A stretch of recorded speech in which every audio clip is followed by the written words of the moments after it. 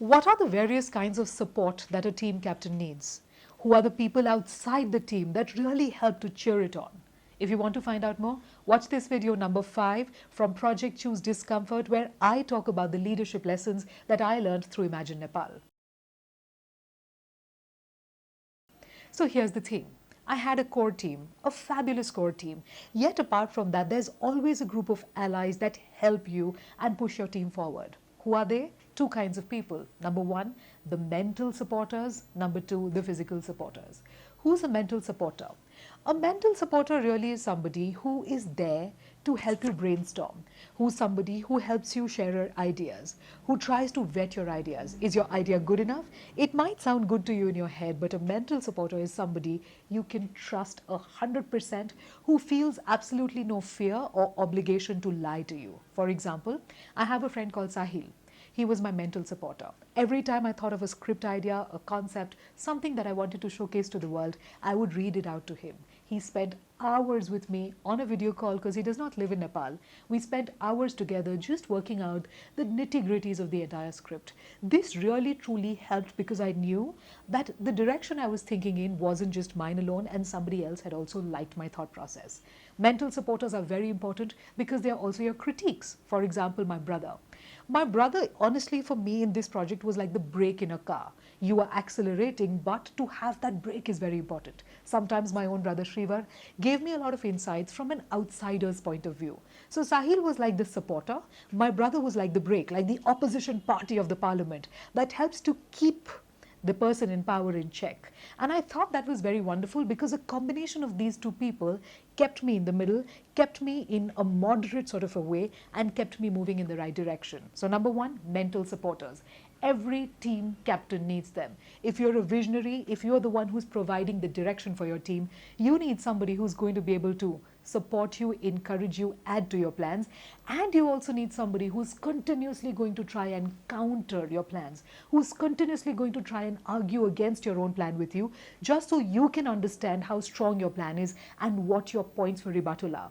Both these people are extremely important, and I'm super grateful for them in their lives. Number two, the next kind of supporters that you need are physical supporters, people who actually do things for you. For example, my mom. She left everything in India. She came here for a month to take care of my house, my family, while I was gone traveling. Number two, my husband. Just the fact that he was very happy with me traveling and doing this felt to me like a lot of support. Number three, my son.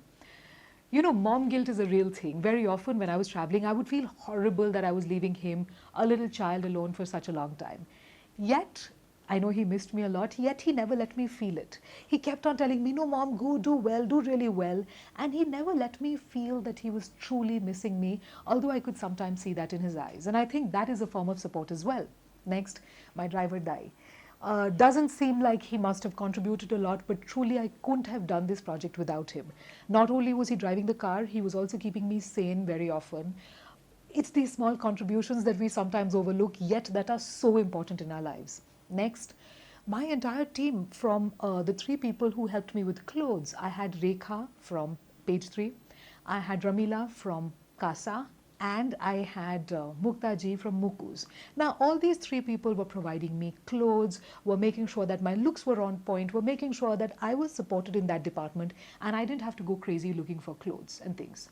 I also want to mention here that it's very important to have these supporters in your life, yet you need to have a plan B.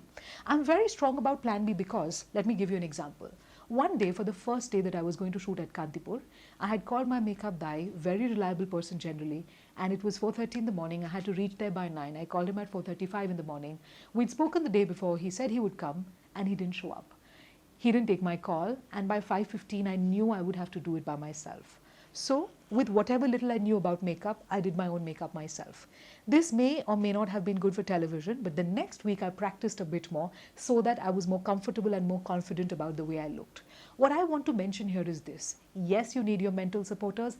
Yes, you need your physical supporters. Yet, I feel personally the most important thing that you can do is have a plan B, have some kind of self-reliance, and have a certain amount of skills that help you, if in a bad state, to do the stuff yourself, or at least allow you to know if it's going in the right direction if you're delegating it to somebody else. Let me give you an example.